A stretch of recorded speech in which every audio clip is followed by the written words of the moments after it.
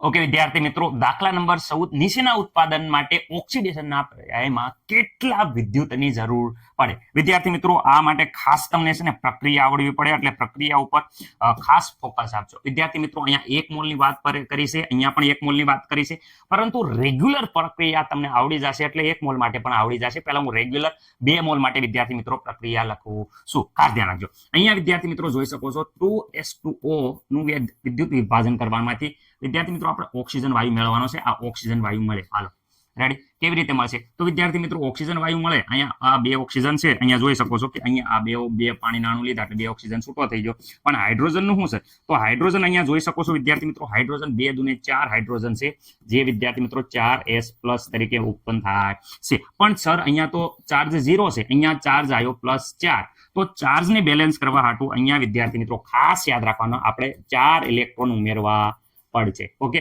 4 electron ઉપર એટલે 4 -4, આ બાજુ 0 અને આ બાજુ પણ 0. ઓક્સિડેશન રેડી, મતલબ ચાર્જ કઈ રહેશે નહીં. ખાસ યાદ રાખવાનું, આવી રીતે બેલેન્સ કરતા શીખવાનું છે. રેડી. જે વિદ્યાર્થી મિત્રો નથી આવડતું એ 11મા ધોરણનો ખાસ ઓક્સિડેશનનો પાર્ટ જોઈ લે. રેડી. ઓકે, આમાં કઈ પ્રોબ્લેમ નથી. હવે વિદ્યાર્થી મિત્રો અહીંયા વાત શું છે?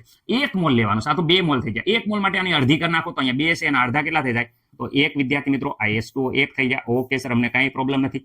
ઓક્સિજનના અડધા તો 1 ઓક્સિજન મળે છે, તો અડધો ઓક્સિજન મળશે. ઓકે વિદ્યાર્થી મિત્રો, અહીંયા 4 છે, 4ના અડધા વિદ્યાર્થી મિત્રો 2, તો 2 અહીંયા S+ મળશે. ઓકે, અહીંયા 4 છે, 4ના અડધા 2 ઇલેક્ટ્રોન. કેમ સર આવું કર્યું? કારણ કે અહીંયા આપણે 1 મોલ લેવાનો છે. જોઈ શકો છો 1 મોલ H2O2 લઈએ, H2O પાણી લઈએ ત્યારે કેટલું ઓક્સિજન મળે? અડધો મોલ મળે છે.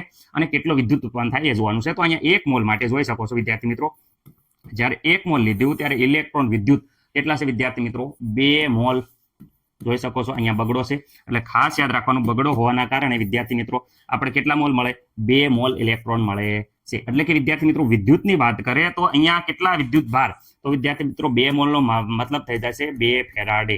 કેટલો વિદ્યાર્થી મિત્રો? 2 ફેરાડે વિદ્યુત મળે છે. ઓકે, ફેરાડેની અહીંયા વિદ્યાર્થી મિત્રો ફેરાડે ઉપરથી વિદ્યાર્થી મિત્રો ફેરાડેનું કુલમમાં કરવું હોય તો તમને બધાને ખબર છે કે અહીંયા ફેરાડે કુલમ કરવું હોય તો 96,500 કુલમ વડે અહીંયા ગુણશું. તો વિદ્યાર્થી મિત્રો આપણે આગલા વખતે આવ્યું હતું 1,93,000 કુલમ. ઓકે વિદ્યાર્થી મિત્રો, આટલો વિદ્યાર્થી મિત્રો કુલમમાં આવે છે. પરંતુ આપણે ટેક્સ્ટ બુકમાં વિદ્યાર્થી મિત્રો 2 ફેરાડે આપેલો છે. આ તો MCQ માં પૂછાય એના માટે છે. ઓકે વિદ્યાર્થી મિત્રો, આ કોઈને કઈ પ્રોબ્લેમ નહીં સર? એકદમ મસ્ત રીતે આવડી ગયું. અહીંયા જો 1 મોલ અહીંયા O છે, એમાંથી Fe2O3 બનાવવાનું છે. જોઈ શકો છો 2 છે, એટલે વિદ્યાર્થી મિત્રો આ પ્રક્રિયા શરૂઆતમાં 2 મોલની છે. તો 2 મોલની પ્રક્રિયા અહીંયા છે, ખાસ ધ્યાન રાખજો. FeO રેડી વિદ્યાર્થી મિત્રો, એમાંથી બનાવવાનું શું છે? ખાસ ધ્યાન રાખો. અહીંયા ધ્યાનથી જોશો તો ખબર પડશે તમને કે અહીંયા બનાવવાનું છે Fe2 અને O3. વિદ્યાર્થી મિત્રો ઓક્સિજન વધી ગયો, તો ઓક્સિજન કોની હારે વધે? તો વિદ્યાર્થી મિત્રો અહીંયા પાણી સાથે પ્રક્રિયા કરો, અહીંયા પાણી સાથે પ્રક્રિયા કરો તો ઓક્સિજન વધી જશે. હવે જો અહીંયા વિદ્યાર્થી મિત્રો 2 ઓક્સિજન રેડી, અને અહીંયા વિદ્યાર્થી મિત્રો 1 ઓક્સિજન. કેટલા ઓક્સિજન થઈ ગયા? 3 વિદ્યાર્થી મિત્રો રેડી. અને Fe2 તો Fe2O3. સર હાઇડ્રોજન નું શું કરવાનું? તો વિદ્યાર્થી મિત્રો હાઇડ્રોજન છે એ વિદ્યાર્થી મિત્રો અહીંયા જો 2 હાઇડ્રોજન છે તો અહીંયા +2 સ્વરૂપે હાઇડ્રોજન આયન સ્વરૂપે મુક્ત થાય છે. અરે સર અહીંયા જો ચાર્જ કેટલો છે? 0. અહીંયા તો કેટલો ચાર્જ આવ્યો? અહીંયા ચાર્જ આવ્યો +2.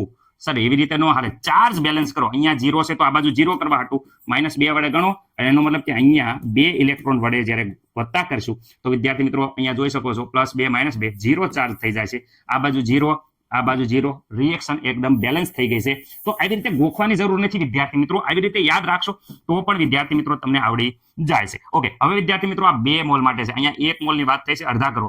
તો વિદ્યાર્થી મિત્રો અહીંયા માનો કે FeO લીધું, પાણીના 1 અણુ લીધો તો અહીંયા અડધો પાણીનો અણુ કરો, H2O વિદ્યાર્થી મિત્રો. ઓકે, અહીંયા વિદ્યાર્થી મિત્રો આખો અણુ અડધો કરી નાખો, 1/2 Fe2O3. અહીંયા 2 હાઇડ્રોજન મળ્યા છે, અડધા કરી નાખો, S+.